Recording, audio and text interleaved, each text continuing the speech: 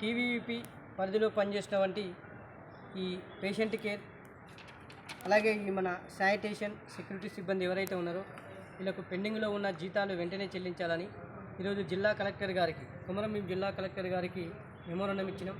ఈ సందర్భంగా మేము రాష్ట్ర ప్రభుత్వాన్ని ఒకటే డిమాండ్ చేసేది, ఏదైతే వీళ్ళకు జీవో ప్రకారం వేతనాలు చెల్లించకపోవడం వల్ల వీళ్ళంతా కూడా చాలని వేతనాలు తీసుకుంటూ ఆ హాస్పిటల్కి వచ్చే అంటే పేషెంట్లు ఎవరైతే ఉన్నారో వాళ్ళ ప్రాణాలు కాపడంలో వీళ్ళంతా కూడా అత్యంత కీలకమైన పాత్ర పోషిస్తున్నారు.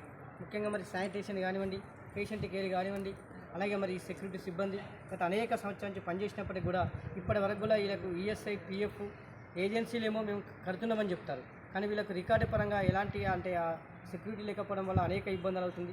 అలాగే వీళ్ళకు ఒక్కొక్కరికి 8 నెలల నుంచి కూడా జీతాలు లేవు. వీళ్ళ కుటుంబ పోషణ చాలా కష్టం అవుతుంది. ఈరోజు మరి కొమరంభీం జిల్లా కలెక్టర్ గారికి మెమోరాండం ఇచ్చినాం.